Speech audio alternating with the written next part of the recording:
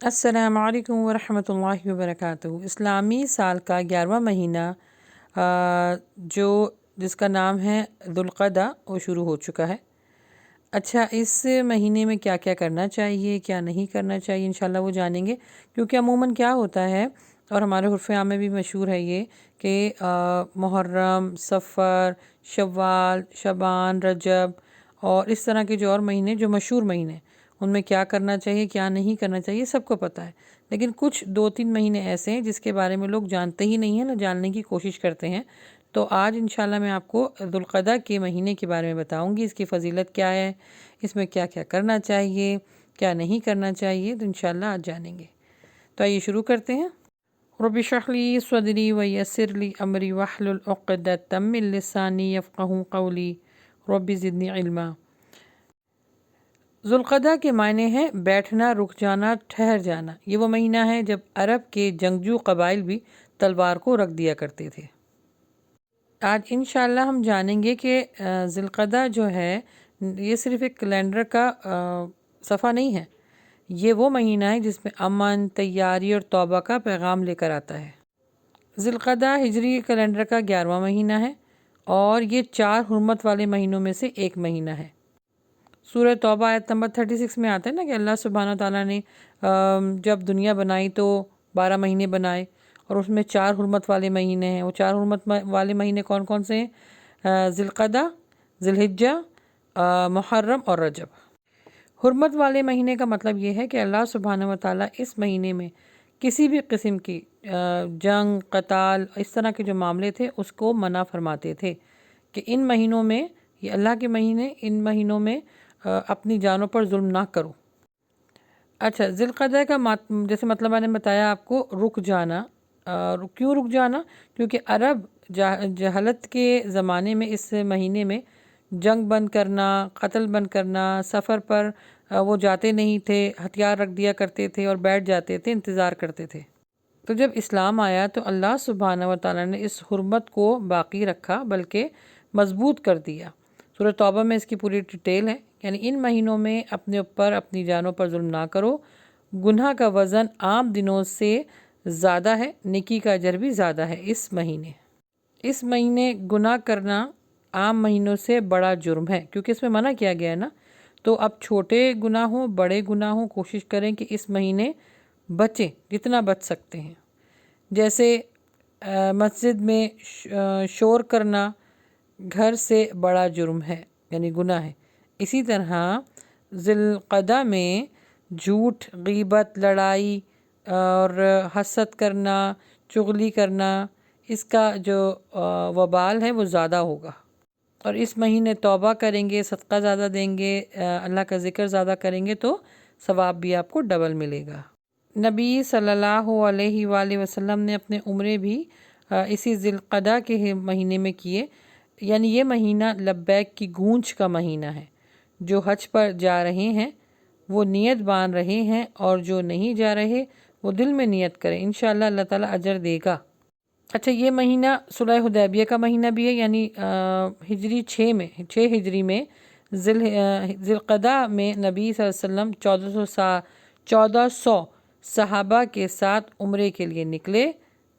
کفار نے روک لیا، جنگ ہو سکتی تھی مگر نبی صلی اللہ علیہ وآلہ وسلم نے صلح حدیبیہ کر لی، یعنی ان سے صلح کر لی بشرط، یعنی اس میں یہ سبق سکھایا جا رہا ہے، بتایا جا رہا ہے کہ صلح حدیبیہ نبی صلی اللہ علیہ وآلہ وسلم جنگ کر سکتے تھے، لیکن اللہ سبحانہ تعالیٰ نے کیونکہ ان مہینوں میں جنگ کرنے سے، قتال کرنے سے منع کیا گیا ہے، تو اللہ سبحانہ و تعالیٰ نے اس چیز کو اس مہینے میں اسپیشلی جو جھک جاتا ہے، صبر کر لیتا ہے، اصل جیت وہی ہوتی ہے، اصل انسان وہی جیتتا ہے جب اللہ سبحانہ تعالیٰ کے احکامات کے ساتھ اپنے سر کو جھکا لے۔ تو صلح حدیبیہ بھی اسی مہینے ہوئی تھی۔ نبی صلی اللہ علیہ وآلہ وسلم کا آخری عمرہ بھی اسی مہینے ہوا ہے اور اس کی تاریخ تھی 10 ہجری۔ 10 ہجری میں نبی صلی اللہ علیہ وسلم نے مدینے سے روانگی فرمائی۔ یہ سفر اس مہینے شروع ہوا، یعنی حجۃ الوداع کی ابتدا ذوالقعدہ سے ہے، اسی لیے اسے حج کا پیش خیمہ کہتے ہیں۔ اچھا، تیسری بات یہ کہ اس میں کیا کرنا چاہیے ذوالقعدہ میں کرنے کی کیا کیا کام ہے؟ تو 5 عملی کام ہیں جو آپ کر سکتی ہیں۔ توبہ اور استغفار بڑھا لیجیے۔ حرمت والے مہینے میں پرانی فائل کلوز کر دیں اور روز 100 مرتبہ استغفار پڑھیں۔ چھوٹے گناہ سے جو عادت بن گئے ان سے بھی چھٹکارا حاصل کریں۔ لڑائی جھگڑا بند کر دیں۔ گھر میں، آفیسز میں، سوشل میڈیا پر زبان کو تالا لگا لیں۔ نبی صلی اللہ علیہ وآلہ وسلم نے ذی القعدہ میں صلح کی تھی، اور ہم کیوں نہیں کر سکتے؟ جس سے ناراضگی ہے اسے میسج کر دیں، ذی القعدہ کا واسطہ، آؤ صلح کر لیں۔ یعنی سوچئے نا، اسلام کو جب جنگ کی فتح ہوتی تھی تو کتنا اسلام کو کتنا فائدہ پہنچتا تھا، لیکن نبی صلی اللہ علیہ وآلہ وسلم نے صلح حدیبیہ اسی وجہ سے کی کیونکہ یہ ایک حرمت والا مہینہ تھا۔ پھر حج کی نیت کرتے ہیں اور دعا کرتے ہیں لوگ۔ صاحب استطاعت نہیں وہ بھی روز دعا کریں، یا اللہ اگلے سال حج نصیب فرما۔ نیت پر اجر بھی ملے گا اور انشاءاللہ اللہ سبحانہ تعالیٰ آپ کی دعاؤں کو بھی قبول کرے گا۔ نفلی روزے اور صدقہ دیں۔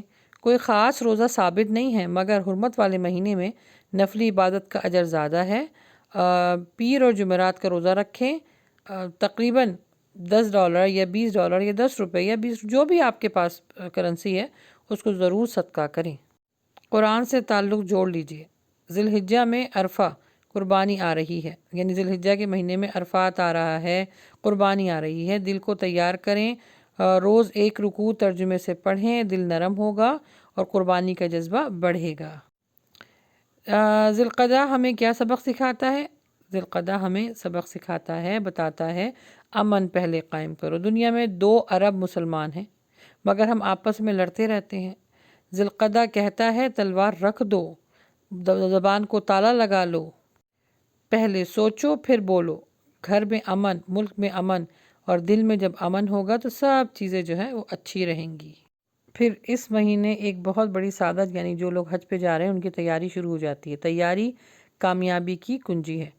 حج سے 1 مہینے پہلے تیاری شروع ہو جاتی ہے۔ اس طرح زندگی کے ہر بڑے کام سے پہلے ذی القعدہ رکھیے، یعنی شادی سے پہلے کردار بناؤ، رمضان سے پہلے عادت بناؤ، اور موت سے پہلے توبہ کر لو۔ ذی القعدہ ہمیں 3 باتیں کہتا ہے: رک جاؤ، جھک جاؤ، تیار ہو جاؤ۔ رک جاؤ گناہ سے، لڑائی سے، جھک جاؤ اللہ کے آگے توبہ کر کے، تیار ہو جاؤ ایک بڑی کامیابی کے لیے جس کو ہم حج کہتے ہیں۔ صبح 100 مرتبہ استغفار پڑھیں، رات کو 2 رکعت نماز پڑھ کے سوئیں، اور ایک گناہ جو بار بار ہو رہا ہے اس سے بچیں، چاہے وہ چھوٹا ہی کیوں نہ ہو، عادت نہ بنائیں، اس سے بچیں۔ نبی صلی اللہ علیہ وآلہ وسلم کا عمل تھا کہ دن بھر میں وہ 100 مرتبہ استغفار کیا کرتے تھے۔ اور اس میں نیک عمل کیسے کر سکتے ہیں؟ والدین اور رشتہ داروں سے حسن سلوک کر کے۔ روزانہ ایک رشتہ دار کو میسج کریں یا کال کریں اور ان سے پوچھیں ان کے حال چال۔ پھر والدین کے پاؤں دبائیے، ان سے دعائیں لیں۔ ساس سسر کو بھی والدین کا درجہ دیجیے اور ان کی بھی خدمت کریں، یہی صلہ رحمی ہے۔ زبان کا روزہ رکھیں، غیبت، چغلی، جھوٹ، طعنہ اور اس طرح کے معاملات سے بالکل دور رہیے۔ اپنے فون کو نا، جیسے آپ کا فون اوپن ہوتا ہے اس میں ایک چیز لکھ کے لگا دیجئے، آج جو ہے وہ غیبت نہیں کروں گی، آج میں برے لوگوں کو فالو نہیں کروں گی، اور رات سونے سے پہلے سب کو معاف کر کے سوئیں۔ یہ صلح حدیبیہ کی سنت پوری ہو جائے گی۔